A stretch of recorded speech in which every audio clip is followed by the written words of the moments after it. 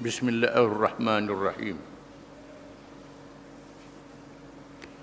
Kita baca khutbah Rasulullah.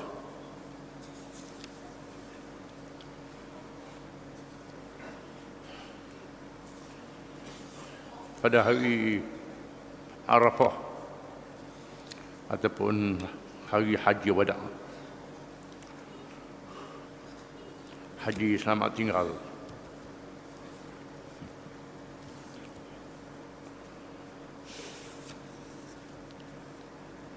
Ada khutbah yang merupakan wasiat yang akhir sebelum wafat.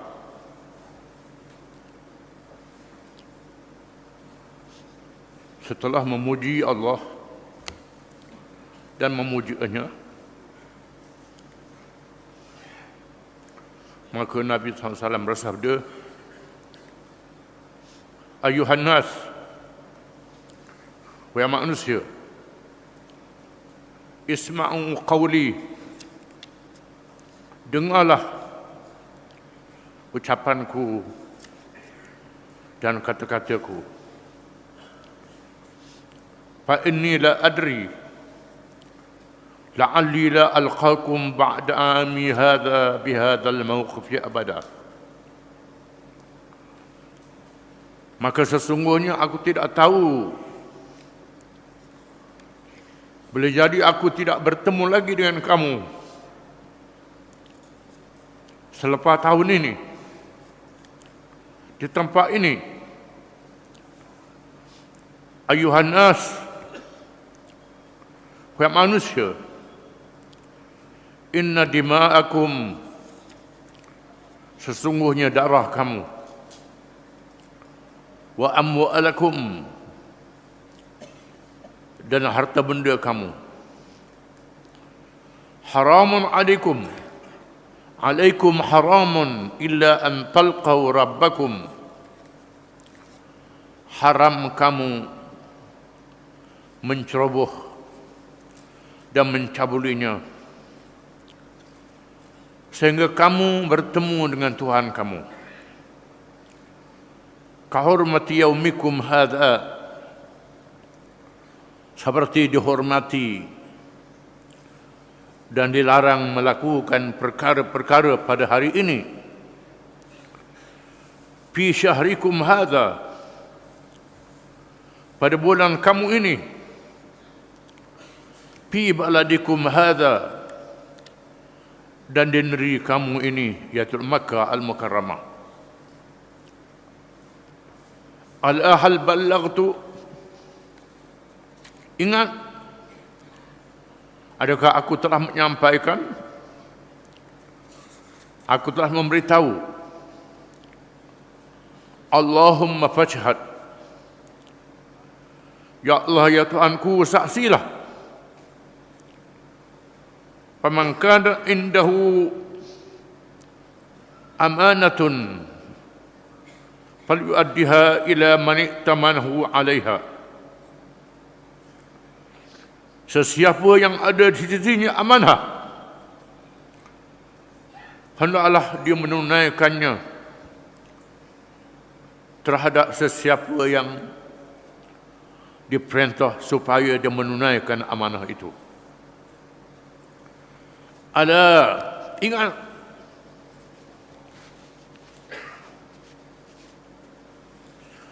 inna kulla syai'in min amril jahiliyah tahta qadamayya mawdu', sesungguhnya tiap-tiap sesuatu daripada perkara jahiliyah aku letak di bawah tapak kaki ini menjadi batil, menjadi batal. Wa ribal jahiliyati mawdu', dan riba di zaman jahiliyah adalah batil, adalah salah. Wa inna awwala riba abda'u bihi riba ammi al-Abbas ibn Abdul Muttalib. Riba yang aku mulakan ialah riba bapa saudaraku sendiri Abbas bin Abdul Muttalib. Dia mula perkara dia dulu. Wa inna dima'al jahiliyyati mawdu'ah. Dan sesungguhnya darah-darah yang ditumpahkan di zaman jahiliyah adalah batil. Wa awwalu damin abda'u bihi damu bin Rabi'ah bin Al-Haris bin Abdul Muttalib. Dan darah yang pertama aku mulakan ialah darah anak sepupuku bin Rabi'ah bin Abdul Muttalib, iaitulah yang mati dibunuh di zaman jahiliyah. Anak Rabi'ah bin Al-Haris ialah sepupu Nabi. Mengikut hukum jenayah, yang dibunuh hendaklah dibayar diat ataupun dikenakan hukuman qisas. Tapi apa yang berlaku di zaman jahiliyah tak dihukum. Bila masuk Islam tak dijatuhkan hukuman. Wa inna athral jahiliyyati mawdu'atun ghairu as-sadanati was-siqayah. Dan sesungguhnya warisan-warisan zaman jahiliyah adalah batil, tak sepakat. Malaikan warisan menunaikan khidmat berkaabah dan memberi minum orang-orang yang datang ke Mekah menunaikan haji dan umrah.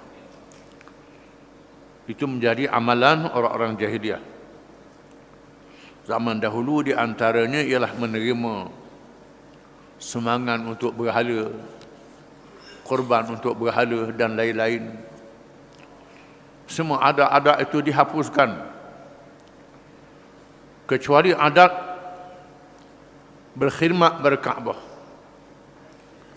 Diserahkan kepada kabilah tertentu, keluarganya menjaga Kaabah dan khidmat kepada jamaah haji dan umrah, memberi minum dan makan kepada mereka. Wal amdu qaudun, dan membunuh dengan sengaja itu hukuman qisas. Termasuklah mencerakan dengan sengaja hukuman qisas. Ini hukuman jenayah dalam Islam. Wa shibhul abdi ma qutila bil atwa wal hajar wa fihi mi'atu ma'irin, dan menyerupai sengaja membunuh dengan alat yang tidak membunuh, membunuh dengan tongkat batu, dipukul tiba-tiba mati. Dendanya ialah 100 ekor unta. Dibayar diat 100 ekor unta. Ini hukum qisas dalam Islam. Jadi kena nilai pada hari ini 100 ekor unta tu berapa ratus ribu. Kalau unta 5,000 seekor, maka 500 ribu. 7,000, 700 ribu. Terbunuh dengan tidak sengaja, disebut dengan diat. Dia kelahi syibhul amdi, yang membunuh menyerupai sengaja, membunuh dengan alat yang tidak membunuh. Dia ada membunuh dengan alat yang boleh membunuh, dengan senjata tajam, dengan senapang, itu kena bunuh balas. Kalau cedera balas. Adapun terbunuh dengan sebab gocoh dengan tangan, pukul dengan batu, tak kena hukum bunuh, tapi kena bayar ganti rugi, diat. Ini hukum Islam. 100 ekor unta. Faman zada fahu min ahlil jahiliyah. Barang siapa yang menambah-nambah, dia dari kalangan orang jahiliyah. Macam ada hari ini, hukum Islam dah ada. pakai hukum orang putih, pakai hukum penjajah. Ini perkara jahiliah. Ini Nabi sebut dalam khutbah selamat tinggal belum diwafat. Jangan main-main dalam perkara ini. Pergi sokong benda ni, sokong kerajaan yang buat macam ni. Bolehlah. Ini termasuk dalam perkara jahiliah. Ayuhan nas, wahai manusia, inna syaitana qad ya'isa an yu'bada fi ardikum hadha walakinnahu qad radiya an yuta'a fi ma siwa dhalik mimma tahqiruna min a'malikum. Wahai manusia, sesungguhnya syaitan telah berputus asa daripada menggoda orang beribadat syirik di negeri kamu ini, di Mekah ini. Tetapi dia reda bila seorang melakukan sesuatu maksiat yang kamu anggap ringan sahaja, kecil sahaja, tapi buat maksiat di tanah haram ini. Kita saksikan hari ini apa yang Nabi sebut ini berlaku. Di mana walaupun tak sebah berhala, tapi berlaku perkara maksiat yang besar di Makkah Al-Mukarramah. Di tanah haram, dia sebenarnya tanah Arab. Bahkan di sana ada pesanan Nabi, tidak diizinkan agama lain pada Islam. Dia sebenarnya Arab. Tapi hari ini negara-negara Arab membawa pekerja-pekerja asing buat masuk di Teluk dan lain-lain lagi, dan dibina rumah-rumah berhala, gereja, rumah ibadat Yahudi. Ini sudah melanggar pesanan Nabi SAW. Kita tak tahu apa bencana yang akan timpa selepas ini. Ayuhan nas, wahai manusia, innan nasi'a ziyadatun fil kufri yudillu bihi alladhina kafaru yuhillunahu aman wa yuharrimunahu ama liwati'u iddata ma harrama Allah. Wahai manusia, sesungguhnya menambah-nambahkan bulan yang diharamkan berperang adalah kufur, menyesatkan orang-orang kafir. Dengan sebabnya mereka menghalalkannya 1 tahun dan mengharamkannya 1 tahun untuk mencabuli masa yang telah diharamkan oleh Allah. Di mana di sana ada bulan-bulan yang diharamkan berperang. Bulan Zulqa'dah, bulan Zulhijjah, bulan Muharram, dan bulan Rajab yang diharamkan berperang. Terdapat kalangan orang Arab, dia nak marah sangat nak berperang. Bulan Muharram dia perang juga, lalu diganti dengan bulan Safar. Bulan Safar tak perang, Muharram berperang.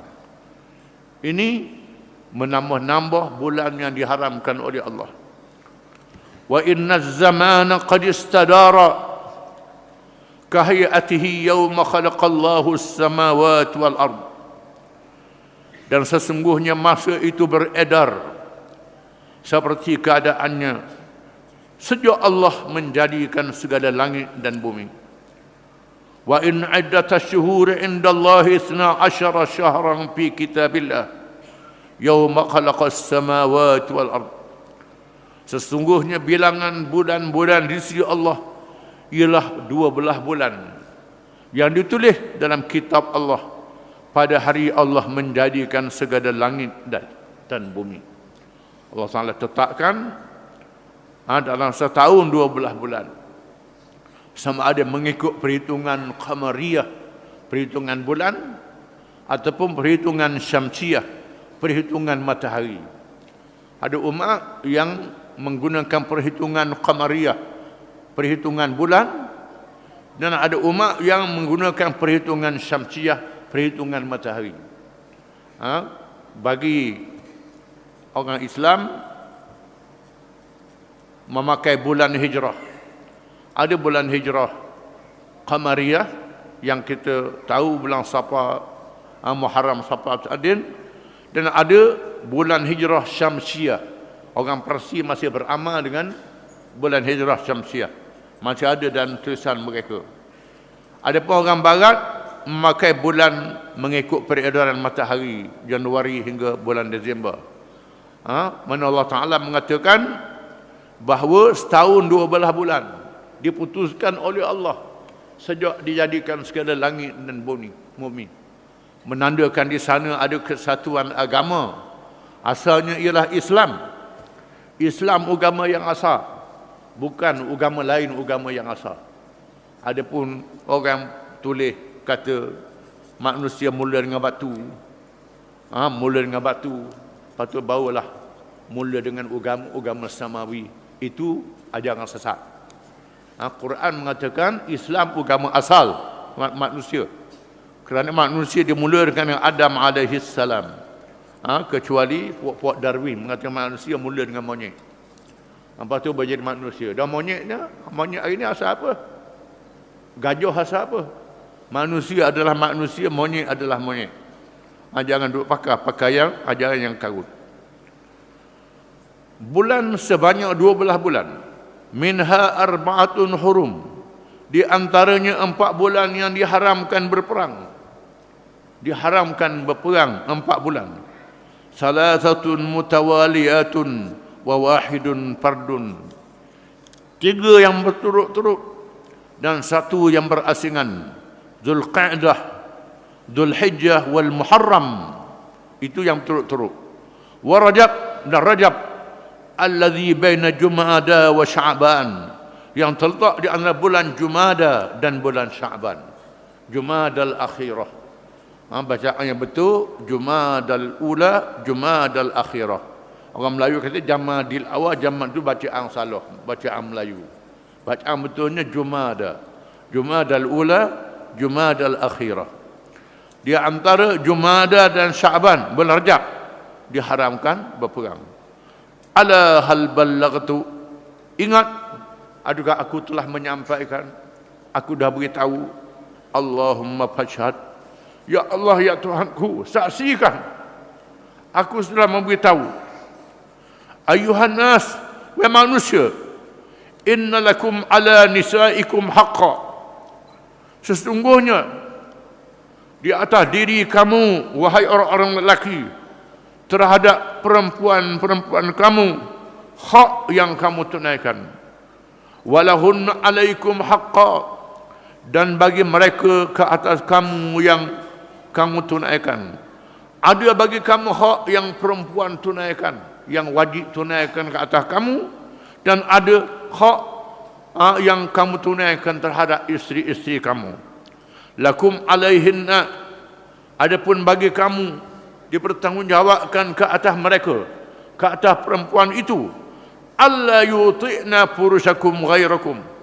Jangan dia mengizinkan tempat tidur kamu ditidurkan oleh orang yang lain berkamu. Wala yadkhulna ahadan wala yudkhulna ahadan takrahunahu buyutakum illa biiznikum. Jangan dia mengizinkan seorang yang kamu benci masuk ke rumah kamu malaikat dengan izin kamu. Ini hak perempuan yang ditunaikan pada suami dia. Fa in fa'alna, kalau mereka melakukan itu, melakukan durhaka, 2 contoh termasuk durhaka yang lain. Fa innallaha, maka Allah, adina lakum an ta'izuhunna, Allah menyuruh kamu supaya kamu menasihatkan mereka. Wa tahjuruhunna fil madaji', dan pisahkan diri dengan mereka bertidur, jangan tidur dengan mereka, ajar mereka. Wa tadribuhunna darban ghair mubarrih, dan pukul mereka dengan pukul yang tidak menyakit dan tidak mencederakan. Ini makna dia. Kalau perempuan nak ajar dia, pukul yang tidak menyakit dan tidak mencederakan. Syarat dia. Ini Nabi sebut. Boleh pukul isteri, tapi tidak menyakit dan tidak mencederakan. Pukul untuk ajar, untuk takut-takutkan dia saja. Tak dibenarkan gocoh, hantam, siapa cedera, hantam muka, siapa patah. Ini haram, tidak boleh. Pukul yang tidak mencederakan.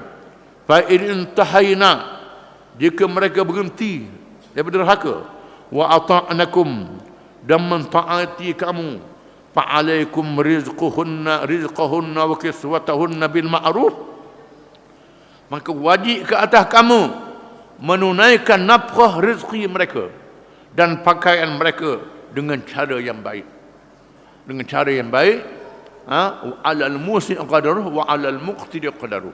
Disebut dalam Quran, orang yang mampu mengikut kemampuan kesenangan dia, yang susah mengikut kesusahan dia. Tak maksa, mengikut kemampuan. Wastausu bin nisa'i khaira fa innahunna awanun indakum la yamlikna li anfusihim syai'a. Ingat, isteri-isteri kamu jagalah dengan baik. Sesungguhnya mereka adalah jagaan kamu. Mereka tidak memiliki diri mereka sedikit pun. Bila jadi isteri kamu, mereka tak ada milik diri. Kamu milik mereka. Dan jagalah mereka dengan baik. Jaga mereka dengan baik. Ini pesanan, wasiat. Wa innakum innama akhadtumuhunna bi amanatillah. Sesungguhnya kamu telah mengambil isteri-isteri kamu itu dengan amanah Allah. Amanah Allah, yakni akad nikah. Akad yang diwajibkan oleh Allah. Amanah Allah. Wastahlaltum furujahunna bi kalimatillah. Dan kamu dihalalkan kemaluan mereka dengan kalimah Allah. Kalimah yang diizinkan oleh Allah Subhanahu wa taala menjadi keluarga kamu. Fattaqullaha fin nisa', maka bertakwalah kamu kepada Allah dalam menjaga perempuan-perempuan kamu. Bertakwa kepada Allah, takut kepada Allah, jangan menjaga perempuan kamu. Wastausu bihinna khaira, dan jagalah mereka dengan sebaik-baiknya. Dengan sebaik-baiknya. Ala hal ballaghtu, ingat, adakah aku telah menyampaikan? Aku dah beritahu. Allahumma syahad, ya Allah ya Tuhanku, saksikanlah aku sudah memberitahu umat aku dalam perkara ini. Ini wasiat ni. Ayuhan nas, wa manusia, innamal mu'minuna ikhwah. Sesungguhnya orang-orang yang beriman itu bersaudara. Orang yang beriman bersaudara. Bersaudara. Wala yahillu limri'in ma la akhihi illa amti bi nafsin minhu ala hal ballaghtu Allahumma syahad. Sesungguhnya orang yang beriman itu semuanya bersaudara. Tidak halal bagi seseorang mengambil harta saudaranya melainkan dengan rasa hati yang baik. Tak boleh ambil harta orang melainkan dengan redha. Sama ada dia beri, dia hadiah, dia jual, hutang, bayar hutang balik. Bukan hutang tipu nak ambil harta itu. Itu termasuk mengambil harta dengan cara yang haram. Mesti dengan cara yang baik. Ala hal ballaghtu, adakah aku telah memberitahu? Allahumma syahad, ya Allah ya Tuhanku, saksikanlah aku sudah memberitahu. Fala tarji'unna ba'di kuffara yadribu ba'dukum riqaba ba'd. Jangan kamu menyeleweng selepas aku wafat. Selepas aku mati, jangan menyeleweng sehingga kamu membunuh antara satu sama lain, mancung leher di antara satu sama lain. Ini berlaku hari ini orang Arab yang tengah buat sekarang ni. Duk perang sama sendiri. Perang sama sendiri, tembak sama sendiri, bom sama sendiri, bunuh sama sendiri. Ini sudah langgar wasiat Nabi SAW. Jangan bunuh sama-sama kamu. Jangan berperang sama-sama kamu. Jangan memancung leher antara sama kamu. Fa inni qad taraktu fikum ma in i'tasabtum bihi falam tadillu abada, kitaballahi wa sunnata nabiyhi. Sesungguhnya aku telah tinggal daripada kamu dua perkara. Kamu tidak akan sesat selagi kamu berpegang dengan kedua-duanya, kitab Allah dan sunnah nabinya sallallahu alaihi wasallam. Aku tinggal pada kamu dua perkara. Pegangnya dua ni, Quran dan hadisku dan ucapanku. Pegang dua perkara ni, kamu tidak sesat kalau kamu berpegang dengan dua perkara ni. Mari apa-apa perkara, apa-apa masalah, tengok Quran, tengok hadis. Kalau bercanggah Quran, bercanggah dengan hadis, tak boleh. Kalau nyata Quran dengan hadis, itu boleh. Tak sebut dalam Quran, tak sebut dalam hadis, itu boleh mikir, boleh bincang.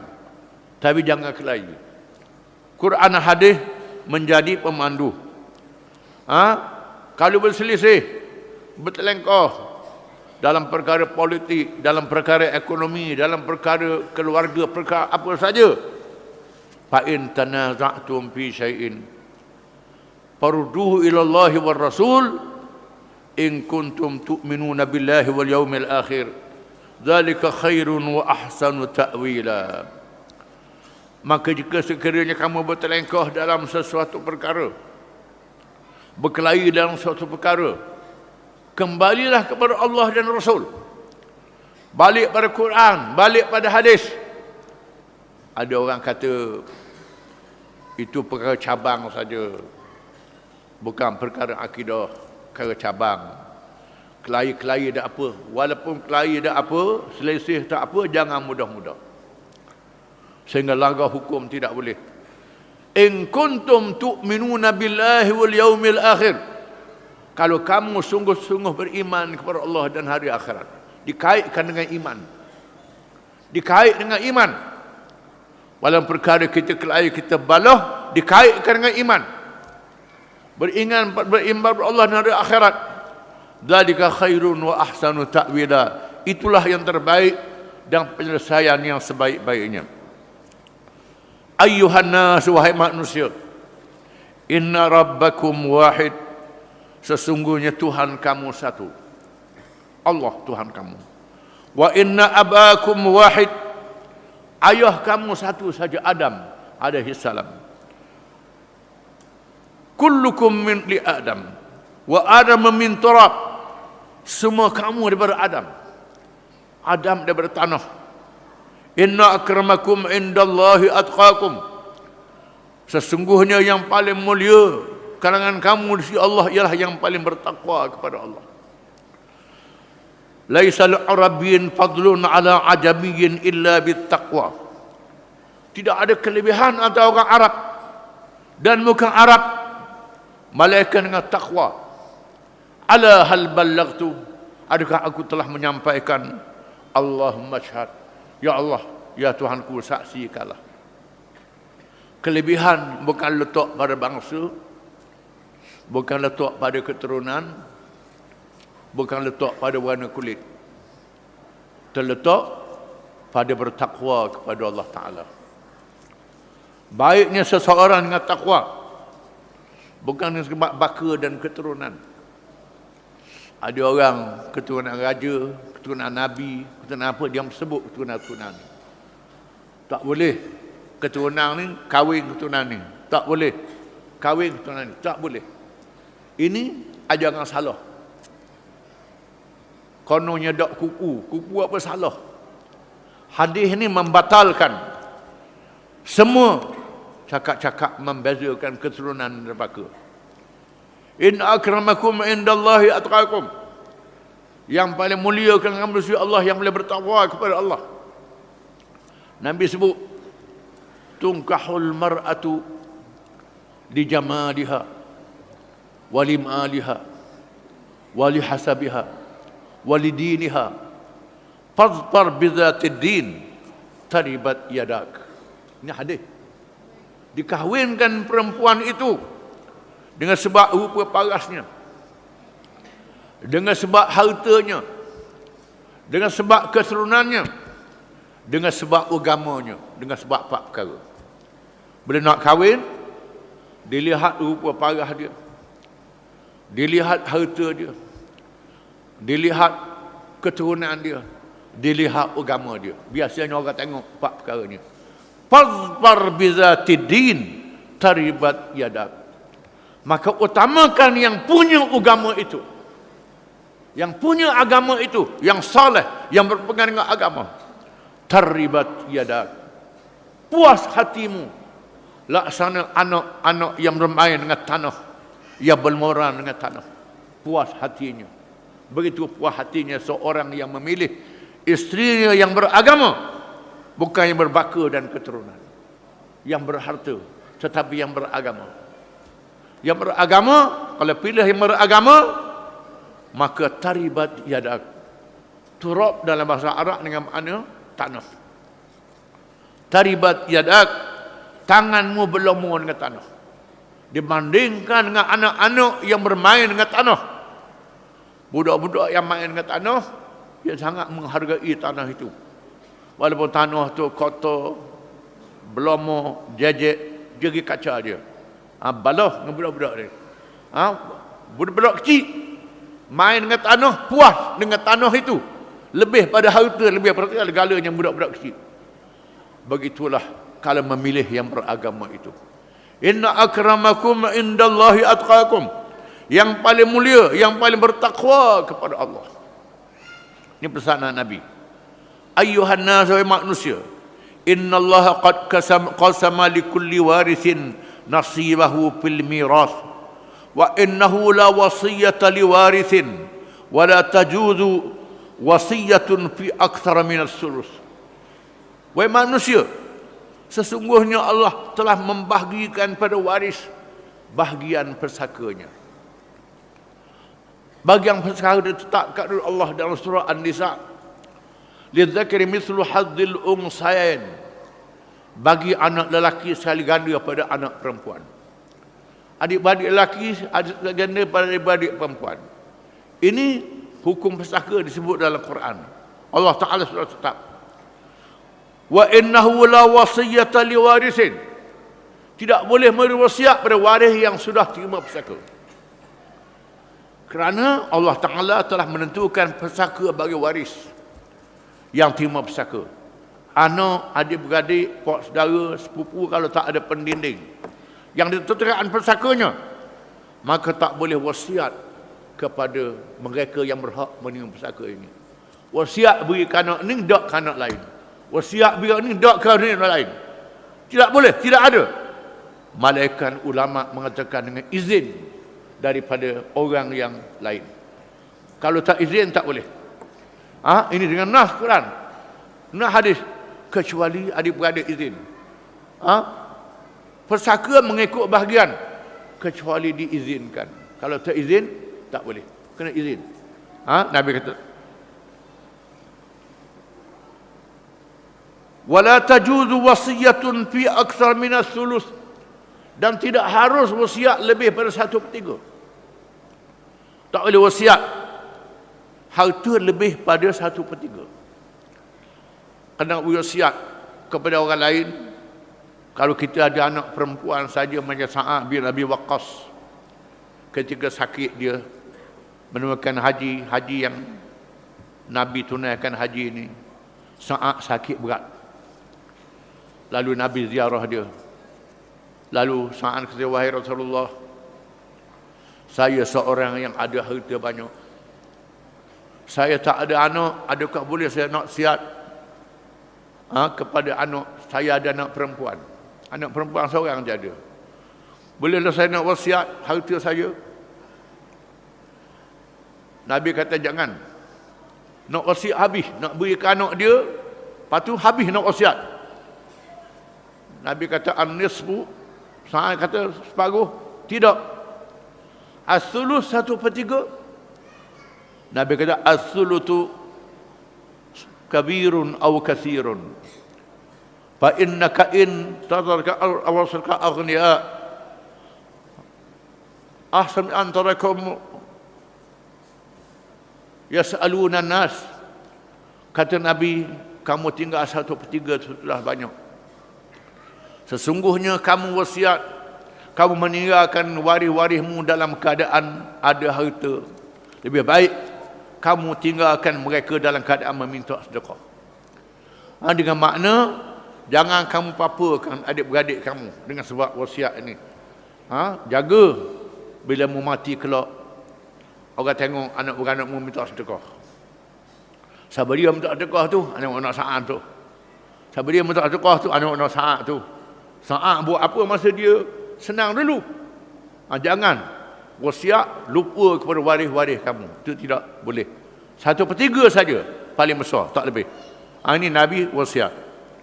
Wal waladu lil firash, dan anak bagi suaminya. Anak bagi suami. Walil ahiril hajaru, bagi suami dan bagi hamba. Bagi tuan pada hamba. Di mana zaman awal, zaman dulu ada hamba, tuan dia boleh duduk dengan hamba perempuan dia dan boleh anak pada tuan dia. Begitu. Mengikut syarat. Zaman ada hamba, sekarang dah tak ada hamba. Begitu juga suami. Anak bagi suami, bukan bagi orang lain. Jangan letakkan anak bagi orang lain. Bagi suami atau bagi tuan. Walil ahiril hajaru, dan bagi yang melakukan kesalahan zina, yang berkahwin hendaklah direjam dengan batu. Hukuman rejam dengan batu. Yang melakukan zina muhsan disebut dalam khutbah wada'.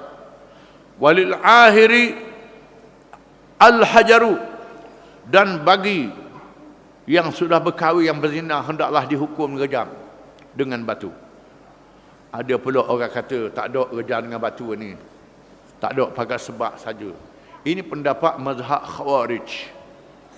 Khawarij ni mazhab yang dianggap menyeleweng daripada Ahlussunnah wal Jamaah, pendapat yang tidak kuat, yang lemah. Di sana ada khilaf dalam masalah rejam.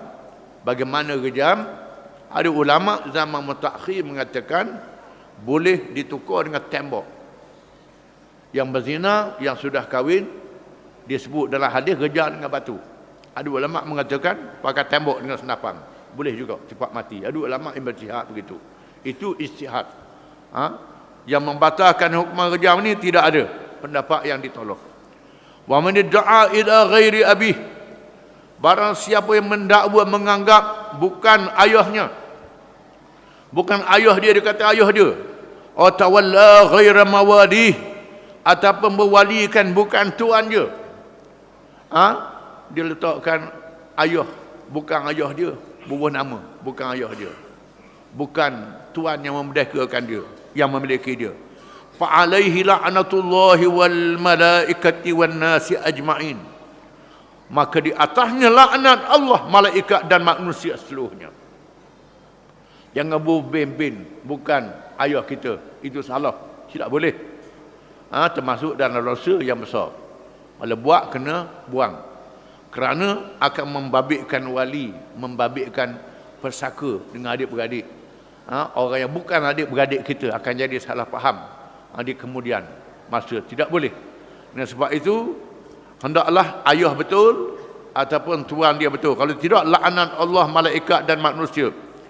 La yaqbalullahu minhu sarfan wala adla. Allah tidak menerima taubat dan tak menerima tebusan daripadanya. Wa antum tas'aluna anni fama antum qailun. Kamu meminta-minta pada aku, kata Nabi. Fama antum sa'ilun, fama antum qailun. Apa yang kamu nak kata? Mu nak minta pada aku, minta. Apa yang kamu nak kata? Kata Nabi pada orang ramai. Pada haji, khutbah wada', haji selamat tinggal itu. Qalu, mereka berkata, nashhadu annaka qad ballaghta wa addaita wa nasahta. Mereka berkata, orang yang berkata, kami naik saksi, wahai Rasulullah, engkau telah menyampaikan, engkau telah menunaikan kewajipan engkau, dan engkau telah memberi nasihat. Orang kata, cukup, kau sudah beri nasihat kepada kami, cukup. Lalu Nabi mengangkat jari telunjuknya ke langit, diangkat di langit, dan menunjukkan pada orang ramai, menunjuk, Allahumma syahad, Allahumma syahad, Allahumma syahad. Ya Allah, ya Tuhanku, saksikanlah. Ya Allah, ya Tuhanku, saksikanlah. Ya Allah, Tuhanku, saksikanlah aku telah menyampaikan. Wassalamualaikum warahmatullahi. Ini khutbah wada'. Khutbah selamat tinggal yang diucapkan oleh Nabi SAW. Mengikut riwayat para ulama, Jarir bin Abdullah Al-Bajali ditugaskan untuk menjaga orang supaya diam, jangan bercakap, dengar betul-betul. Ada tukang jaga orang ramai supaya jangan bercakap lain, dengar Nabi bercakap. Rabi'ah bin Umayyah bin Khalaf ditugaskan untuk membaligh, menyampaikan. Oleh kerana orang yang hadirnya 10,000, jumlahnya besar, maka Rabi'ah bin Umayyah dia duduk di ujung, dia sambung ucapan Nabi dengan suara yang kuat supaya suara itu sampai ke orang lain. Dia menamakan mubaligh. Dia benarkan adanya mubaligh. Di sini timbul dalam masalah semayang, adakah dibolehkan mubaligh? Tok imam kata Allahu Akbar, orang belakang tak dengar. Kena ada mubaligh menyampaikan Allahu Akbar. Sami Allah alhamdulillah. Ada mubaligh kata Sami Allah alhamdulillah, menyampaikan mereka yang belakang, terutamanya orang perempuan. Ini dibolehkan oleh para ulama. Para ulama membolehkan kerana dalam bab semayang Sayyidina Abu Bakar As-Siddiq radhiyallahu an menjadi mubaligh pada masa Nabi uzur. Bila balik di Madinah, Nabi dalam keadaan keuzuran, Nabi semayang dan Sayyidina Abu Bakar jadi mubaligh. Bertakbir dengan kuat supaya orang belakang dengar. Di sini jadi perbahasan para ulama. Adakah zaman speaker dah kuat sekarang ni boleh pakai mubaligh ke tidak? Ada ulama kata tak jadi masalah. Boleh. Ini kau yang asasnya, tak jadi masalah. Ada mubaligh. Ada ulama mengatakan dah Tok Imam suara kuat dah, tak payah mubaligh. Ada mengatakan tak boleh, tak payah mubaligh. Kau yang paling dhaif sekali mengatakan tak sah. Ini dhaif, kau dhaif sangat. Yang paling kurang lemahnya makruh. Yang mana sabahnya diharuskan dan disunatkan. Itu kau yang asah. Kalau salah speaker rosakkan, bateri tak molekkan, seumpamanya ada kau ke speaker tak dengar lagi, dan seumpamanya, maka tak jadi masalah adanya mubaligh. Kerana bakar menjadi mubaligh pada masa Nabi semayang. Termasuklah dalam menunaikan haji wada', haji selamat tinggal ni, ada mubaligh yang menyampaikan ucapan Nabi SAW. Ucapan yang tercakup di dalamnya semua perkara yang berkait dengan diri, berkait dengan keluarga, berkait dengan masyarakat, berkait dengan negara. Ucapan yang sangat penting, ucapan yang sangat hebat, ucapan yang sangat penting bagi orang Islam memberi perhatian. Dan diriwayatkan Allah Ta'ala menurunkan firman-Nya, al-yawma akmaltu lakum dinakum wa atmamtu alaikum ni'mati wa raditu lakumul Islam dinan. Pada hari ini Allah Ta'ala telah menyempurnakan bagi kamu agama kamu. Allah Ta'ala cukupkan pada kamu nikmat, dan aku cukupkan pada kamu nikmatku, dan aku redha Islam menjadi agama kamu. Ayat ini diturunkan pada hari Nabi menunaikan haji di Arafah, menyatakan kesempurnaan agama Islam, bukan menyatakan ayat yang paling akhir sekali turun. Ada kitab mengatakan ayat paling akhir turun, itu tak betul. Kerana ayat paling akhir sekali turun ialah wattaqu yawman turja'una fi ila Allah summa tuwaffa nafsun ma kasabat wa hum la yuzlamun. Ayat ini diturunkan di Madinah sebelum Nabi wafat. Ayat al-yawma ini turun di Arafah. Arafah Nabi tak wafat lagi. Nabi balik sakit. Ini ayat yang surah Al-Baqarah ni ayat paling akhir. Dan bila tunggu ayat al-yawma akmaltu lakum dinakum, orang yang tak tahu tak rasa apa. Tapi orang yang tahu menangis. Saya Abang menangis. Menangis. Lalu saya mau tanya pasal apa menangis? Menangis apa? Maka kata Nabi nak mati. Nabi nak wafat. Bila Allah menyempurnakan agama, mereka Nabi akan diwafatkan bila-bila masuk. Dan memang betul lepas balik baginda mengalami keuzuran, sakit dan diwafatkan. Dan diriwayatkan oleh para ulama di mana sakit Nabi ini kesan beracun di Khaybar. Kesan dan beracun di Khaybar. Di mana Nabi pergi perang Khaybar, mengalahkan orang Yahudi dalam perang Khaybar, dan orang Islam dibenarkan makan makanan Yahudi, sembelihan Yahudi dibolehkan, sembelihan orang Kristian dibolehkan. Dia sembelih makanan yang halal, sembelih lembu, sembelih kambing, sembelih biri, boleh makan. Halal. Sampai hari ni pun halal benda tu. Dah kita dak tahu tu, dak tahu cerita lain. Orang duduk di Eropah tahu benda ni. Tempat kita tak ada Yahudi, tak ada Kristian. Wa ta'amuhum hillul lakum. Disebut makanan mereka dihalalkan pada kamu. Sembelihan Yahudi, Kristian boleh dimakan. Jadi pada hari perang Khaybar setelah Yahudi kalah, orang Yahudi menghidangkan daging kibas, daging kambing kibas pada Nabi. Bawa daging hot sedap sekali yang dipilih, paha daging-daging yang pilih, dan perempuan yang memasak apa namanya daging itu letak racun nak bunuh Nabi SAW. Lalu Nabi ambil daging tu, gigi tak dalam telang lagi, tapi racun tu sudah kena pada air liur dia. Dan Nabi lepas ada seorang sahabat yang makan mati.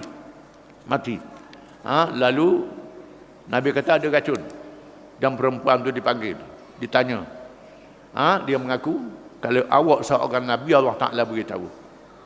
Kalau awak seorang raja, kami senang dengan sebab mati. Dan nyata Allah Ta'ala beritahu pada Nabi ada racun. Tetapi racun itu sudah terkena pada air liur Nabi, masuk dalam jasadnya, menyebabkan sakit yang membawa kepada wafatnya selepas balik pada menunaikan haji. Dan sebab itu Nabi kita mati sebagai seorang Rasul, seorang Nabi, dan mati sebagai seorang syahid. Syahid kerana diracun oleh orang Yahudi. Yahudi racun juga Nabi. Ni banyak kita tak tahu, tapi dalam kitab-kitab sirah menyebut kisah ini. Dan Nabi wafat. Bila Nabi wafat, sahabat dalam keadaan kebingungan. Kebingungan. Ada yang tak percaya Nabi mati. Ada yang tak boleh nak buat apa. Banyak sahabat-sahabat yang besar terduduk. Sayyidina Umar keluar, menghunus pedang, memberi ancaman. Nabi tidak mati, Nabi hanya pengsan, sebagaimana Nabi Musa pengsan ketika bermunajat pada Allah. Barang siapa yang kata Nabi mati, aku pancung leher, kata Sayyidina Umar. Nabi tak mati. Kerana masa itu orang munafik yang cuba nak meniupkan berita yang melemahkan orang Islam tak berani bila ada Sayyidina Umar bercakap begitu. Dan Abu Bakar yang menyampaikan ucapan, menenangkan orang ramai. Dia bangun terus menyampaikan ucapan, ayuhan nas fa innahu man kana ya'budu Muhammadan fa inna Muhammadan qad mat wa man kana ya'budu Allah fa inna Allah hayyun la yamut wa ma Muhammadun illa rasulun qad khalat min qablihi ar-rusul afa imma ta'u qutilan qalabtum ala a'qabikum wa man yanqalib ala aqibaihi falan yadurrallaha syai'a wa sayajzillahu syakirin. Wahai manusia, wahai semua yang hadir, ketahuilah barang siapa yang menyembah Muhammad, Muhammad sudah mati. Barang siapa menyembah Allah, Allah Maha Hidup, tidak mati sekali-kali. Tiada Muhammad, malaikat dia seorang rasul. Telah berlalu sebelumnya rasul-rasul yang lain. Adakah sekiranya Muhammad itu mati dibunuh di medan perang, ataupun mati kerana tua sakit? Maka tumit kamu berpusing, yang ini paling tadah daripada Islam.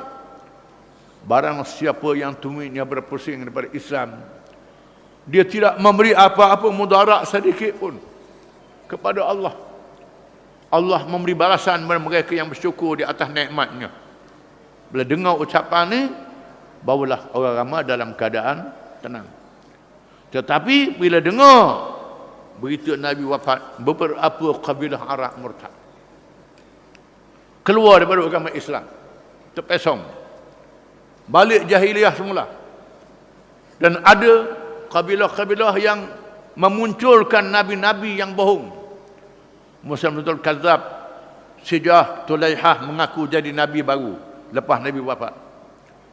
Apa jadi masalah ialah dua kuasa besar dunia, Parsi dan Rom, mendukung mereka yang murtad untuk menjatuhkan kerajaan Islam. Walaupun demikian, Madinah tidak murtad. Madinah tidak murtad. Mekah tidak murtad. Mekah tidak murtad. Termasuk penduduk Taif tidak murtad. Pengikut Adi bin Hatim Al-Ta'i tidak murtad. Bahrain dan Oman tidak murtad.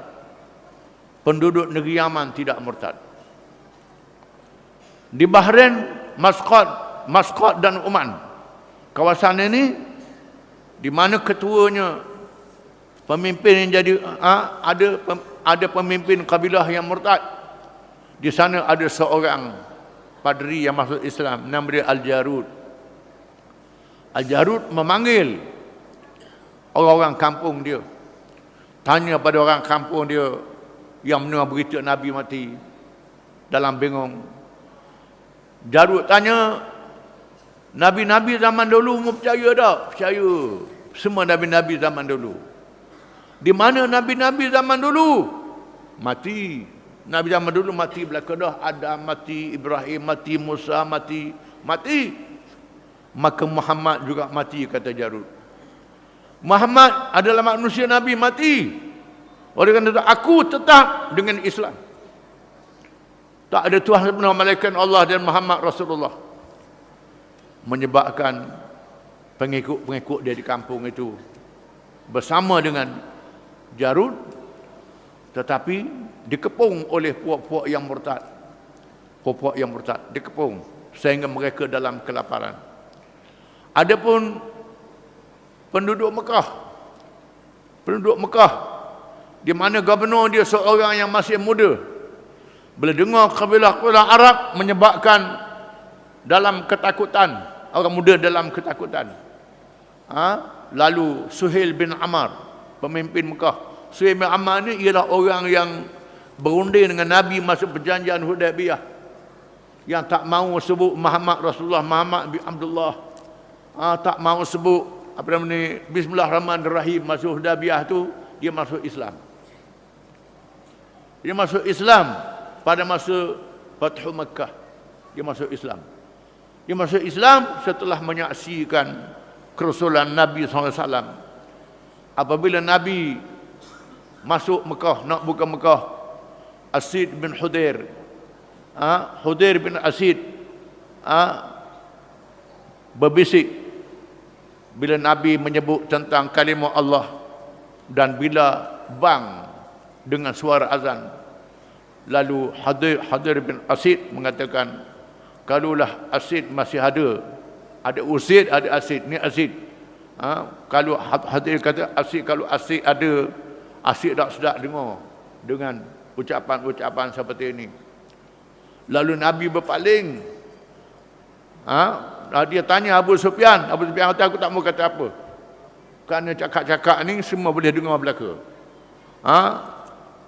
Asid. Lalu Nabi paling. Nabi tanya Hudair, mu kata apa tadi? Mu kata apa?